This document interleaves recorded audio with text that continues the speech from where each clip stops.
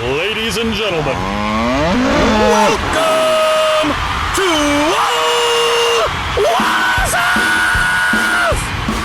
Let's get fucking listening, baby! Yes!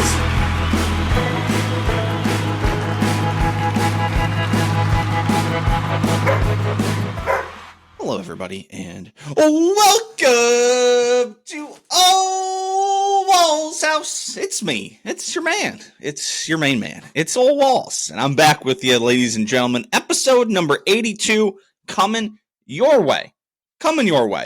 As always, quick housekeeping. You guys could please rate, review, comment, subscribe, and share the show. Would be much appreciated. So thank you guys. Thank you guys for coming back. Appreciate all the support. So thank you. As always, thank you to producer Kevy for keeping the show rolling too. Got a fun show coming. We're talking some fights. A lot of fights this weekend. UFC 291, Crawford and Spence, Nayo Inoue and Stephen Fulton. We got to follow up and check in with the Cleveland Guardians. We got some golf to talk about. And of course, as always, my passing thoughts. Before we get there, though, you guys want to talk about some hydration, some liquid IV? It's summertime. There's festivals out there. I'm not going to festivals, but maybe you're going to festivals. But I'm using liquid IV to get through some workouts, some hot days out on the golf course. One stick, 5 essential vitamins, 2 times faster hydration than water alone. I love the convenient packaging. I throw it in my water bottle, and I'm good to go. Lots of good flavors out there. Some new stuff, sea berry, strawberry lemonade. You know the rest, some Concord grape, lemon lime, pina colada, tropical punch, watermelon, sea berry, passion fruit, guava, acai berry. Gotta try them. 1 stick, 16 ounces of water, 2 times the hydration as water alone. 5 essential vitamins, B3, B5, B6, B12, vitamin C, 3 times the electrolytes of traditional sports drinks, premium ingredients, non-GMO, gluten-free, dairy-free, soy-free, all the bad stuff out. And, they think equitable access to water is important, so that seems to be a good thing. So 20% off. You go to liquidiv.com where you click the link in the show notes. Use promo code OWH. That's O for Ole, W for Walls, H for House. Promo code OWH, 20% off. Start shopping better hydration. All right. Without any further ado, let's get to the show. Let's talk the fight game, ladies and gentlemen. Big weekend. We're gonna start in the boxing world. A bigger boxing fan than I am UFC, but 2 fantastic events going on. And in the boxing world, Terrance Crawford absolutely destroys Errol Spence Jr. Gets a TKO in the 9th round. The ref mercifully jumps in and stops the fight. In a matchup of undefeated welterweights, all the belts on the line, Terrance Crawford comes out on top. He's now the undisputed welterweight champ. First time a fighter ever in the 4-belt era has become undisputed champ at 2 weight classes. He did it at 140 and now does it at 147. And again, I cannot tell you how much of an absolute destruction this was of Crawford just absolutely destroying Spence. Like this wasn't even a contest. I said I thought Crawford would win. I thought he would win late by a stoppage. I didn't think it would be this bad, and I didn't think it would start this early. Crawford had said to Stephen A. Smith that he felt Spence's power in the first or second round, and said, "This is it." So I mean, Crawford was just on an absolute different level. I do want to give credit to Errol Spence Jr. He made no excuses, none whatsoever. He got his absolute ass kicked and took it like a man, said he wants to do it again. People were like feeding him up, like, were you weight trained, trying to get down, to cut weight down to get 147. Errol Spence is a big 147 pounder. He's like, nope, I'm a man. I made the decision to take this fight. I made the weight. That was up to me. Spence, again, calling for the rematch. I don't know if we need to see it. I mean, if you go through my notes I was making, as I scored the fight. And by the way, this fight was like judge proof. even if it hadn't gotten stopped, Crawford was so good the judges couldn't even fuck it up. I had it at the time of stoppage 79-70. I gave one round to Errol Spence, the first round, and then there was the knockdown in round 2, and then there were the 2 more knockdowns in round 7, and then it was going to get pretty ugly in round 9 if it kept going. All the judges had the exact same score, 79-70. One judge, David Sutherland, gave Terrance Crawford the first round, while everybody else gave Errol Spence, and then gave Spence the third round, coming back after the knockdown. The first round is odd, but the third round, I think is fair. I did put a little question mark next to the third round. I scored that for Crawford, but I did say Spence was beginning to put more pressure on again, and Crawford was getting better timing was my note for that round. So, I mean, again, going through this, Spence came out looking solid. I mean, jabbing and pressure, but it looked like Crawford was just kind of measuring him up.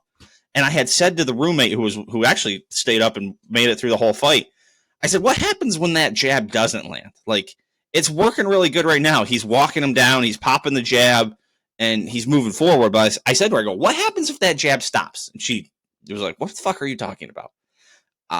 Well, what happened was it became a destruction. I mean, the second round, again, I had said Terrance Crawford, late stoppage, but I thought it was going to start happening late. I thought it'd be pretty even fight up until then. He found him right in that second round. Spence left an opening. Spence was coming forward the first 3 rounds, and that was the only thing he knew how to do. There was, at one point, Derek James in the corner said, he's like, you got to keep going forward. You got to keep going forward. It's like, dude, that's not the right advice anymore. You keep coming forward, and Buzz just picking you apart. And I said, like I said, third round, Spence pressure plus more stuff. And then by the fourth round, Crawford moving forward now, Spence face looking very red, and his face looked very red. Fifth round, more of the same, very few good spots for Spence. Sixth, Crawford walking him down early, countering late. The seventh was the 2 knockdown round, a little counter right. They kept saying it was a jab. I mean, like a left jab. It was like a right hand, like down the middle. And then a right uppercut into a right hook, which was a hard knockdown. Credit for Spence for getting back up. They could have almost stopped it there. Like the corner could have stopped it. In the 8th round, Crawford took like the first minute and a half of the round off, and then still dominated the round. And then the 9th round, it was ended again mercilessly. The roommate said, she goes, Bud Crawford looks like he went for a jog. Not that he was in a fight, that he went for a jog. It was just incredible. It wasn't a competitive fight, but it was one of the most compelling fights I've ever watched. If you go back in history, you can look at some other fights where, there was an expectation that one guy might win, but never like that. I know a lot of people have pointed out Bernard Hopkins and Tito Trinidad. Another one that comes to mind is Manny Pacquiao and Oscar De La Hoya, but Oscar De La Hoya was really old, was coming way back down in weight. That was kind of a different story. I mean, Errol Spence Jr. was in a lot of people's pound for pound top 5s, not just the top 10. And this was just an absolute undressing of him, like just unreal. I mean, from everything from Crawford said he was working on jabs, that they saw an opening that his jab could be like a power punch. And they're like, we weren't flicking the jab. We worked on it on camp, that these were power jabs. Like that was the thing. I just don't know what else to say. I've been so amazed in the time since I've watched the fight and how much of an absolute, like, I know I've said it, been a destruction. I mean, he was kicking his ass so bad. Crawford was talking shit to Jermell Charlo in the crowd. Like after he knocked down Spence at one point, he was turning into the crowd and talking shit to Jermell Charlo, who, by the way, if Jermell's next, wow, look out, buddy. You could have a rough couple of fights if you pop up to go fight Canelo at 68. Don't win that, and you're like, let's go back down and fight Crawford in the fall of 2024. If he goes up to 154, jeez. Eminem walks out with Terrance Crawford, says a little introduction, and then they just play his music. He doesn't actually rap it. So, that was an interesting thing. What else is on here? Okay, so the rematch. Spence says he wants it. The catch there is that Crawford then gets to determine whether the fight is at 147 or 154. If it's at 147 again, there's no prayer for Spence. Maybe at 154, his power does kind of go a little bit. Maybe he was weight trained. Like, that's a possibility. It was, I think his strategy wasn't there, but maybe at 54, there's a little more pop behind his punches, and Crawford can't just sit there and wait to pick him off. I don't know. I don't see it going any differently. They said they want to have this thing by December. That's just a quick 4 or 5 months away here, depending on when they do it. That would be, I just don't see it getting any better for Spence. I mean, the punch stats are incredible as well. I looked these up. So, it was funny. I thought he was landing. I thought Spence was landing a lot of punches in the first round. He only landed five punches. I mean, granted, he was hitting his mark a lot, and Crawford was blocking him, but they're still hitting and doing some effect.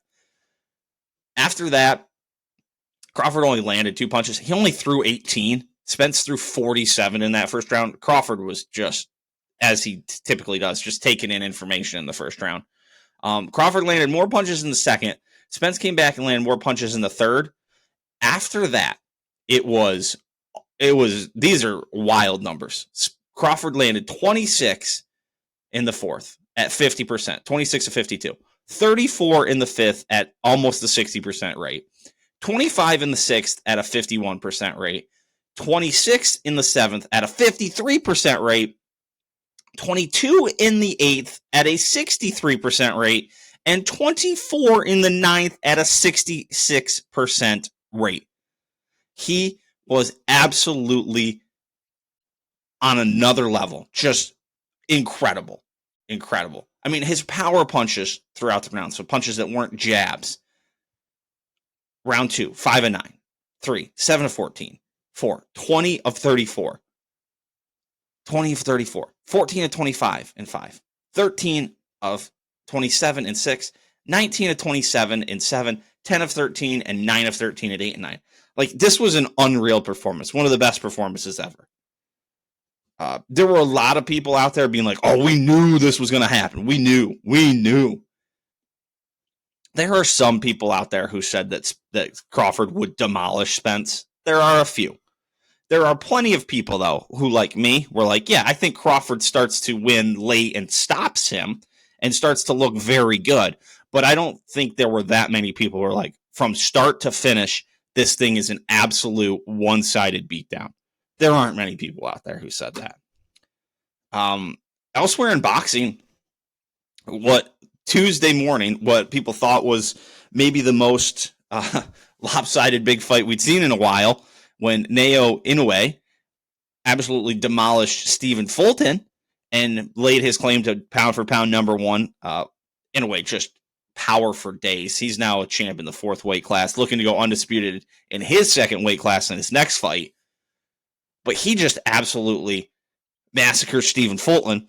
And for a couple days, people are like, oh, he's the number one pound for pound guy in the world. There is nothing Terrance Crawford can do to take that throne. And in the words of Michael Jordan, Terrance Crawford took that personally. So yeah, that was an incredible fight too. I kind of was, didn't pay as much attention to it. It was happening in the morning, so I wasn't just like sitting there taking notes and everything. But absolutely incredible fight as well. An absolutely incredible performance by Naoya Inoue. So elsewhere in the fighting world, we had UFC 291. Tony Ferguson, man, that is his 6th straight loss after he gets choked out by Bobby Green. Just he had won 12 straight fights and now he has lost 6 in a row. Just an absolute unbelievable turn of events. I think, was it Gaethje who just absolutely just tore him to pieces the one night after he was supposed to fight Khabib? I mean, he's almost 40 years old now. It's probably time for him to call it a day. Yeah, Justin Gaethje. That was in May of 2020. Goddamn, May of 2020. Then interim lightweight championship, and then Gaethje went on to fight Khabib next. Gaethje just tore him apart, and he's never been the same since. He's got 2 decision losses to Oliveira and Beneil Dariush. Then Chandler, kicks his face off. Then he gets choked out by Nate Diaz, and then this. Like, it's probably time for it to be over. Derek Lewis comes out hot. A fight that got moved up to the main card after some cancellations. Comes out with a little flying knee, then gets on top and just, ends it. And then the dude's a fucking national treasure. He's peeling his pants off. He's giving the suck it signs. And, Rogan's asking him in the post fight, and he's like, you know why? Like, fucking Derek Lewis. And then he's getting interviewed afterwards about possibly going to the PFL. He's like, nah, I like UFC. This person's cool. He's like, you media, you guys kind of fucking suck, though. Like, what a fucking national treasure Derek Lewis is. Elsewhere on that card, Alex Pereira got a close decision. I don't know if I think I saw some stuff on the Twitter that it was a little bit of a questionable, not questionable, but really close, controversial. Controversial might be the right term. Either way, he comes out with the win. And then the main event, Justin Gaethje, Dustin Poirier. And Gaethje found himself a head kick and head kicks the hell out of Dustin Poirier in the second round and wins himself the BMF belt. If you look at the UFC divisional rankings, he was third going into the week, and Poirier was second. He's obviously going to hop him. Do they have Oliveira scheduled to fight? What's his face? Coming up. Islam Makhachev. Is that fight made? Yes, Saturday, October 21st. So Gaethje gets the winner of that, I guess. Would you have to think? I mean, Gaethje has fought a couple times for the title, hasn't been able to do it. He fought Oliveira. Oliveira actually lost the title that night. That's right. And then he fought Khabib, late October in 2020, and Khabib just dominated him. But, I mean, he beats everybody else. I mean, he avenged the loss to Poirier. Lost to Eddie Alvarez way back when, but, everybody else in his way he's taken down. So that'll be interesting. What is coming up in UFC just really soon? In just a few weeks, Aljamain Sterling and Sugar Sean O'Malley. That's a fun fight. The rest of that card, not speaking to me a lot. What's on 293? Huh? Carlos Uldberg and Zhang Da'an? That's the main event? Interesting. And then 294 is Islam Makhachev and Charles Oliveira. And then they got Hazmat and Paulo Costa. And then a middleweight, guys, I don't know. 295, John Jones, Stipe, November 11th. That's a good one. Can't wait for that one. I'll be getting that one. So, all right. I think that wraps up the fight game. Checking in with the Cleveland Guardians. 4-3 this week. 2 wins over the Royals. Lose the first game to the Royals Monday. Then back-to-back wins on Tuesday and Wednesday. And then it felt like things were really clicking, really going the right way. Had scored 5 runs, 8 runs, 6 runs against the White Sox on Thursday. And then it happened again. 2 runs over the next 2 games. No runs on Friday. 2 runs on Saturday. Drop back-to-back games to the White Sox. Rebound a little bit here on Sunday. And, it's a winning week. It's split the series with the White Sox, win the series with the Royals, make up a little ground on the Twins, who had themselves a rough week. You go back to Monday, they lose the series to the Mariners 2-1 there, and then they get swept by the Royals. Hello, Royals. Thank you very much. So it felt like, again, another winning week that kind of feels disappointing, but slowly making up ground, I guess. The problem is it's a little tougher week, but, Jose Ramirez hit 4 home runs this week, 2 on Wednesday, and then 2 on Sunday. So good to see him finding his bat and kind of, really, really starting to hit well. Josh Naylor up to 3rd in the league in RBIs. I think this happened after last week, but Ahmed Rosario traded to the Dodgers for Noah Syndergaard. Noah Syndergaard, who hasn't been good in how long? 2-3 years at least. Like, that one was a little puzzling. Felt like if we were going to trade somebody, we wanted to pick up a bat, not a pitcher who hasn't pitched well in a few years. It seems like that's the least. That's not really our worry. If we can get Quantrill and Tristan McKenzie back off the DL, I mean, I don't even know where that stands with Tristan McKenzie. He came back, pitched 1 game, and then went right back on. What is going on with him? He's still on the 60-day. 25 days ago, he was going to remain shut down for 3 more weeks. So, there you go. What about Cal Quantrill? I haven't seen much about him lately.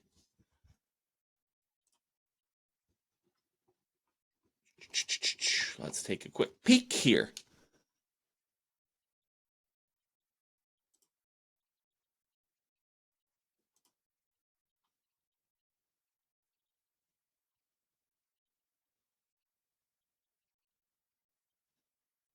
Yeah, nothing. Nothing on MLB about him. See if ESPN has anything. Yeah, he's on the 15-day, but that was 25 days. Is he off? Like, what's going on with him? Not like he'd been pitching great. He was 2-6 with a 6.45 ERA. Oofta. So, all right. Looking forward, I mean, we're at the point where the Twins are probably going to be talked about every episode too now. The Twins, they've got they're in St. Louis and then host the Diamondbacks this coming week. Off on Monday, then Tuesday, Wednesday, Thursday, Friday, Saturday, Sunday. Cardinals, not great. Those are some winnable games for them. And then the Diamondbacks are a pretty solid team coming into Minnesota, Minneapolis there. So gonna have to play well because heading to the land of the cheaters for Cleveland on Monday. Heading to Houston. Got a 3-game set in Houston against the Astros/Cheaters. And then who are a pretty solid team again this year. How they get there that's another question, but we'll see.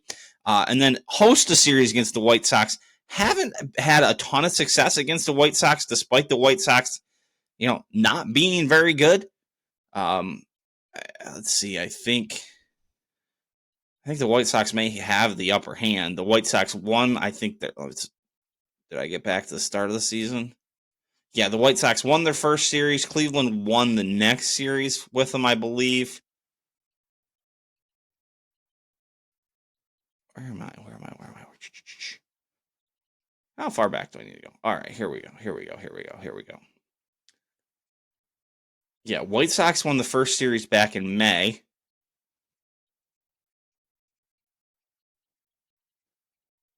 Is this just the next time they played?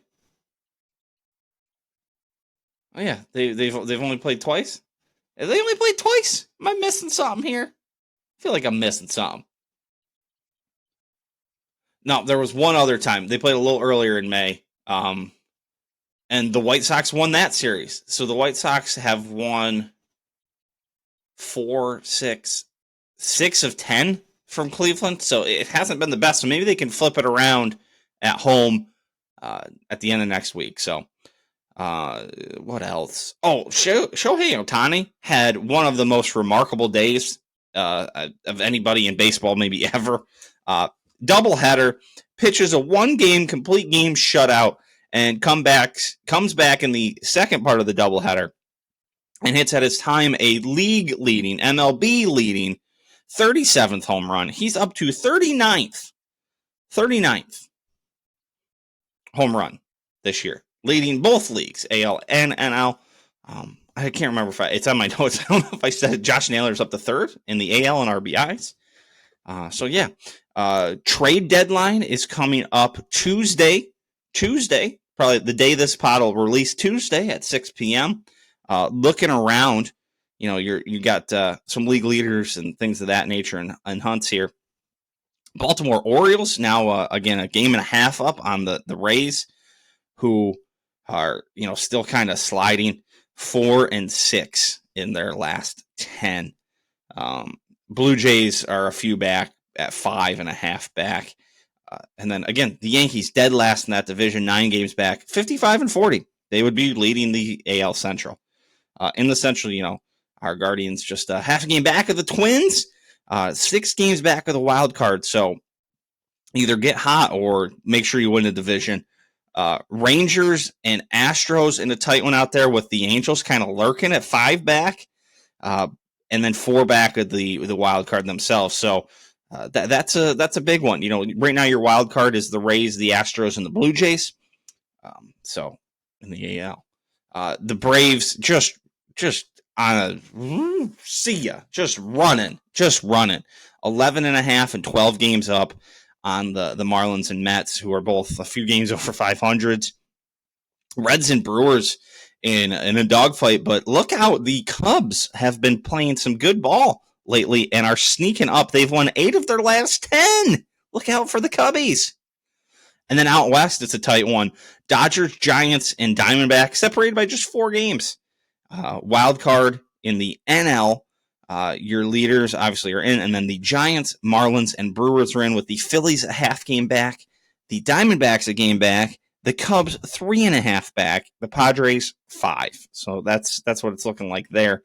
Other chasers in the AL wild card, you have the Yankees and the Red Sox. Red Sox are 2.5 back, Yankees 3.5, and then the Angels I mentioned at 4, and then the Mariners at 4.5 before you get to the Guardians at 6. So we're in the dog days of baseball now, so fun stuff coming down. All right, let's chat briefly about some golf. The 3M Open was this week. It was a list of players that you're probably not too interested in. Lee Hodges wins the tournament final at 24 under is his final total. Martin Laird, Kevin Streelman, and JT Poston, who we're going to talk about here, all finished second. Keith Mitchell, Dylan Wu, Sam Ryder. Tony Finau finishes at 15 under. Tony Finau came out guns a-blazing. He was 5 under through the first 4 holes, and then 6 under through 6. Only 9 under for the next 66, unfortunately. Cam Davis, Emiliano Grillo, Zach Blair, Nick Hardy, Billy Horschel, a better showing, T13. Just kind of a list of also-rans. Bo Hostler, Tom Hoagie, Jason Duffner with a 5 under on Sunday, Doug Gim. It's just a bunch of dudes. Patrick Rogers. If you are a PGA Tour golf sicko, who these guys are, but it's not enough to make me watch. There's 2 big things, I think, from this week. First of all, JT Poston on 18 is 3 down to Lee Hodges, who's in the center of the fairway, 110 yards out. He ends up hitting it to fucking a couple feet. At that point, though, Hodges is 23 under. Poston is 20 under. Poston is on a downhill lie. His ball is in the hazard, technically, I believe, inside the paint line. Ball way below his feet, has to carry a ton of water. He's 3 clear of third place, which is Streelman and Martin Laird at 17 under. He decides to go for it. He goes for it.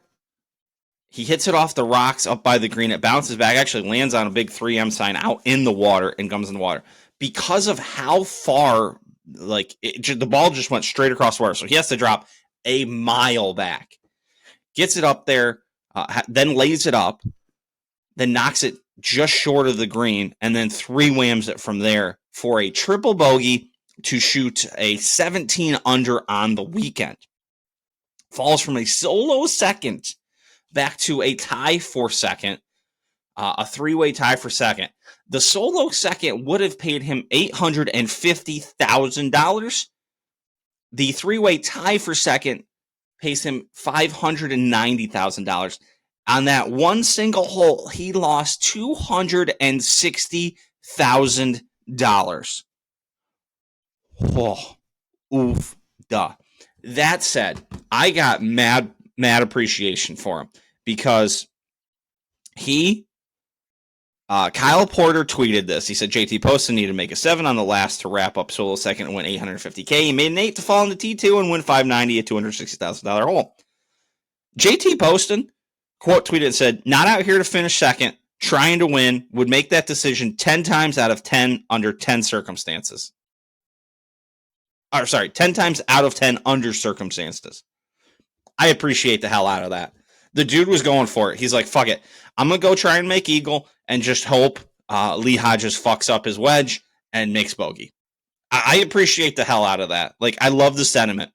It was not the best financial decision. The best financial decision was lay that bitch up, knock it on, and get the fuck out of there in solo second. Like, you probably aren't catching Lee Hodges when he's 100 yards out. He just has to knock it on the green. He can make fucking... he would have had to make bogey from 100 yards out in the middle of the fairway, and Poston would have had to make an eagle. But I appreciate the hell out of it. Like, fuck, go for it. And that was Poston, and he stuck to it. So mad props to him. He's now shot up my my leaderboard of people I like. So good for him. Not the best financial decision in the world, but I love the balls. Some other things to keep track of here. Justin Thomas missed the cut. He is outside the top 70 for the FedEx Cup. He fell 4 spots this week, actually, to 79th. Top 70 go to the FedEx St. Jude in a couple weeks. He's going to have to play the Wyndham. I don't even know where Wyndham is. What is Wyndham? Not Wyndham Clark, Google. The Wyndham Championship. Sedgefield Country Club in Greensboro. Yeah. Is Justin Thomas gonna go there? I would assume he is. Just clicked on a field. Justin Thomas is the highest profile man in the field outside the top 70. So he misses the cut. If he misses the cut again here, he misses the playoffs.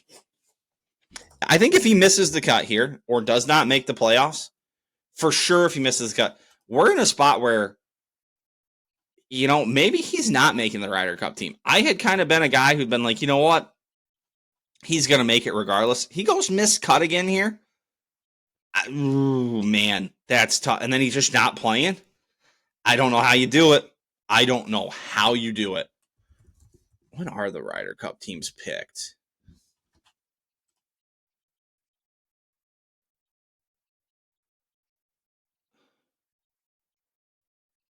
September 3rd.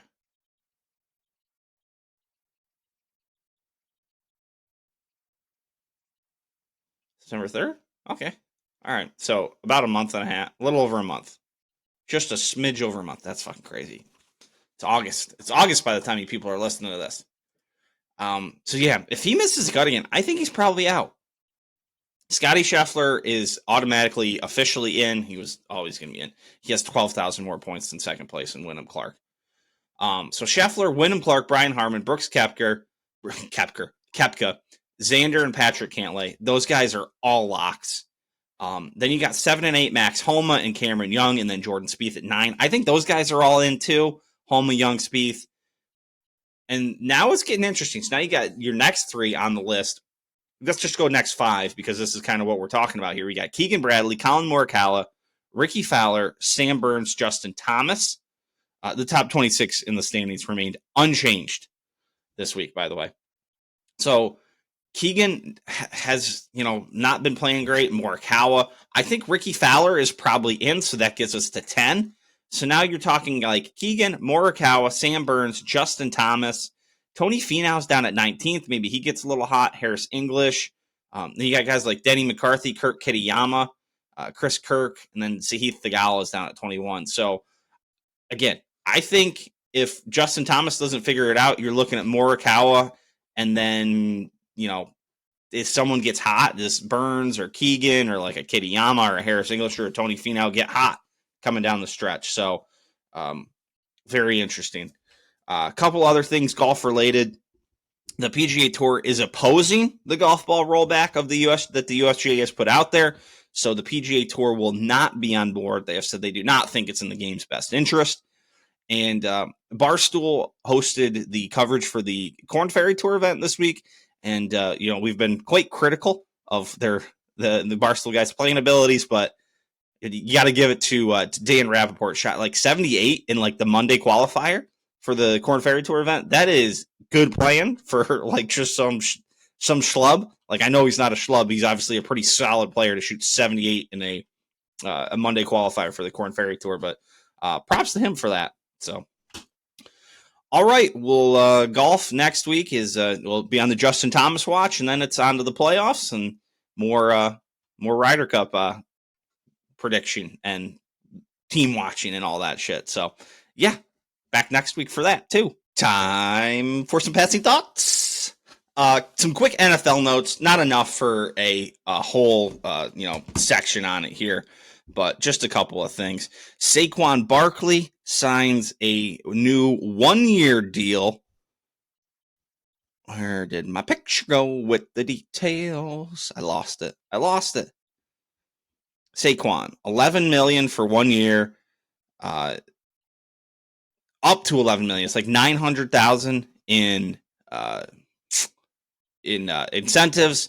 $2 million signing bonus.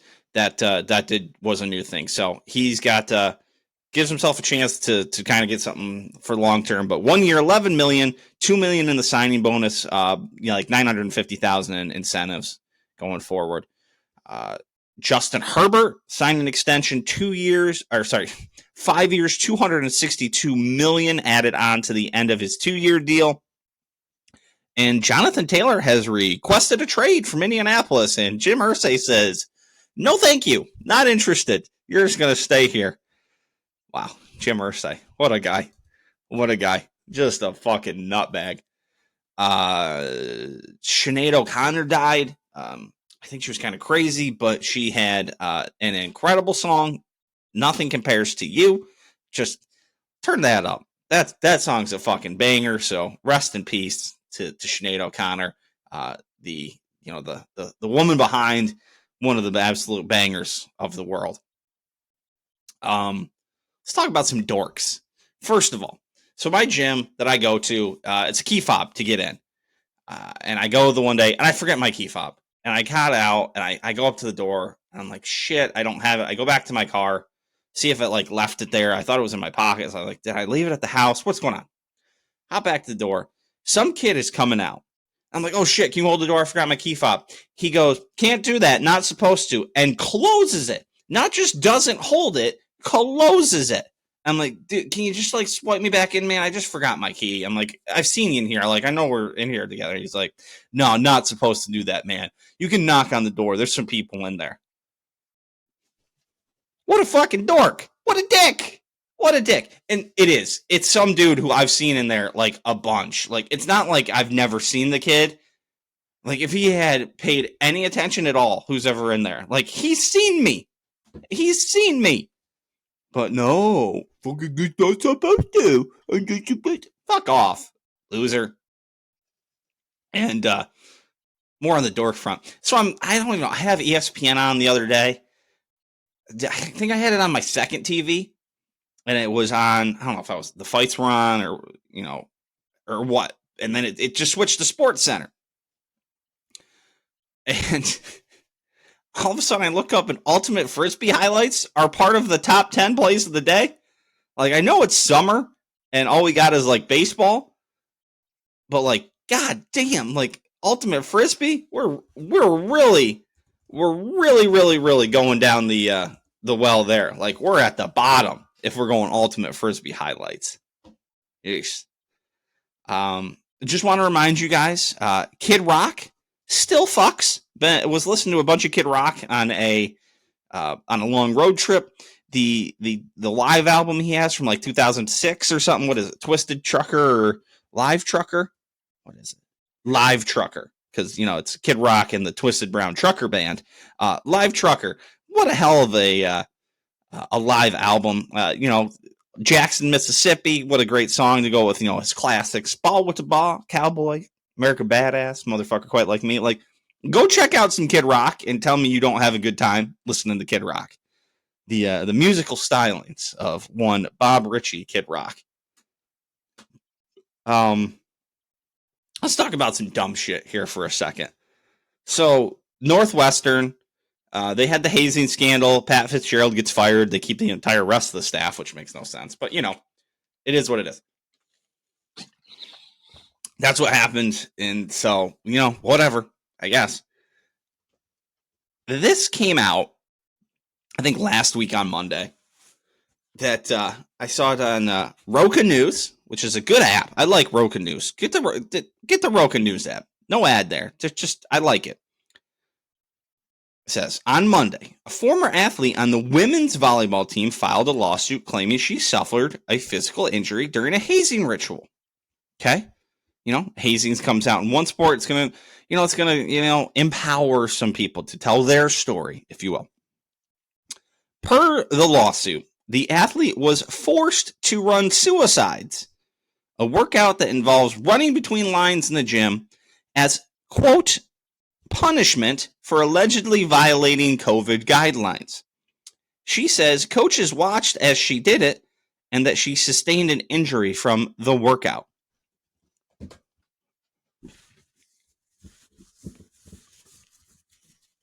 I'm not sure I want to live on this planet anymore. First of all,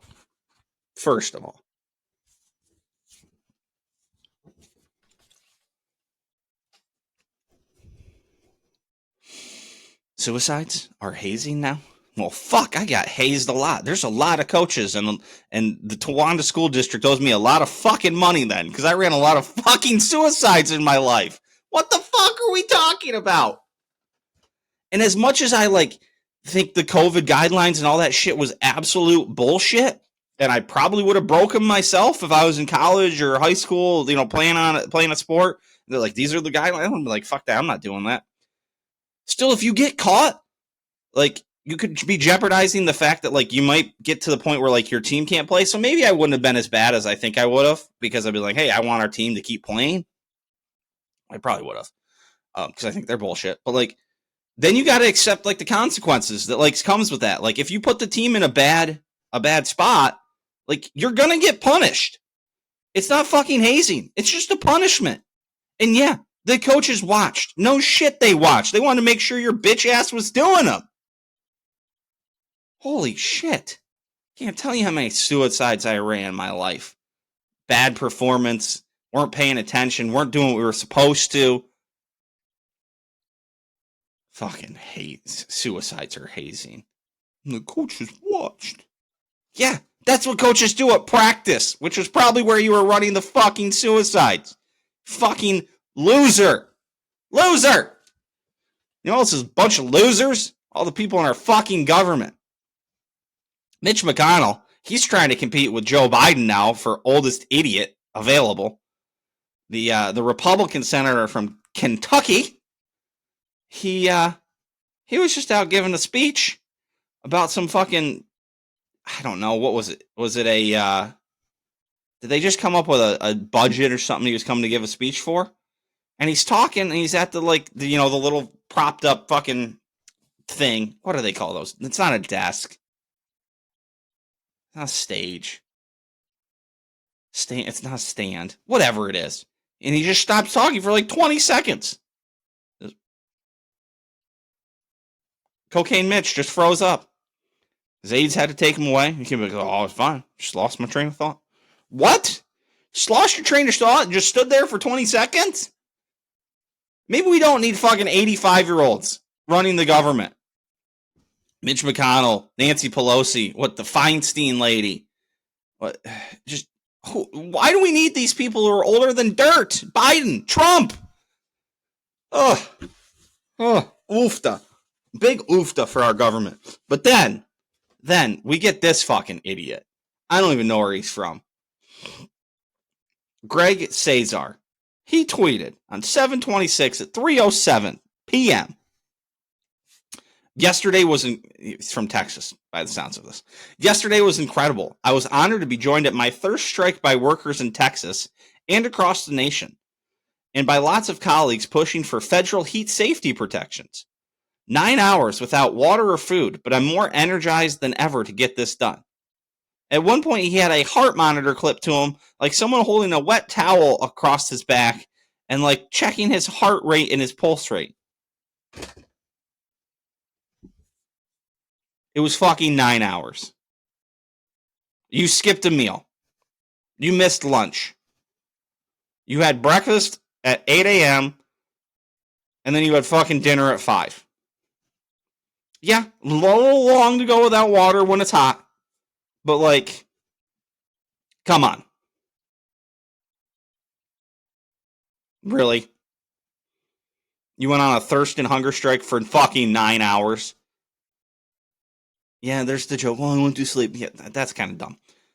Yeah, you fucking missed a meal, buddy. Like, if you would have said, like, hey, I'm doing this for, like, 24 hours, all right, I'll give you props. You did it for fucking 9 hours.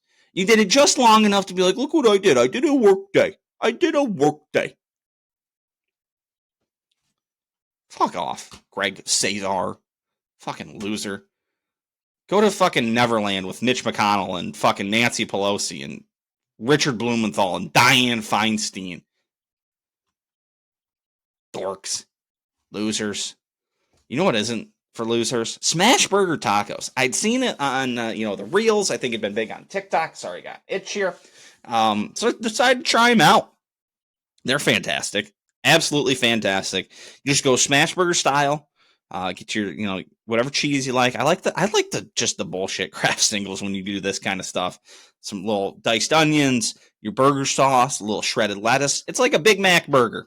It's fantastic. I highly suggest them. Took a couple pictures. Here we go. We'll throw them on screen. There is, before you doctor them up. There's a couple doctored up, and they are absolutely fantastic. I cannot suggest them more. Also, speaking of food items, I love a good meat raffle. I don't know that I'd ever been to a meat raffle back on the East Coast, but out here in the Midwest, I think they're more of a thing. Stopped in at a meat raffle on Sunday. You have yourself a couple drinks, buy a couple paint sticks with a number on them. If they call your number, you get either, this one they were doing free drink or, a piece of meat. Well, we walked away with about 3-4 free drinks and a couple T-bones. Had those T-bones for dinner last night. What a day. What a day. Meat raffle in the afternoon, a T-bone at night. Hard to beat, ladies and gentlemen. Hard to beat. So let's go wrap this thing up. What do you say? Closing time, everyone. Time to open all the doors and let you people back out into the world after listening to some Ole Walls house here. So just want to say thank you, everybody. Appreciate you guys stopping in, checking us out, listening, watching. I see you. So thank you, everybody. As always, big thanks to producer Kevy, keeping us on the rails here, getting this thing from A to B. I just talk into this camera, and then he makes sure the rest happens for us. So thank you, as always. Going to be back next week. Can't wait. More to talk about. Baseball, some golf, football is creeping up on us. Might be time to start talking about some previews for stuff like that. So can't wait to be back. As always, if you guys need your hydration, you know how to get it. liquidiv.com. You can click the link in the show notes. Promo code OWH. So till next week, peace.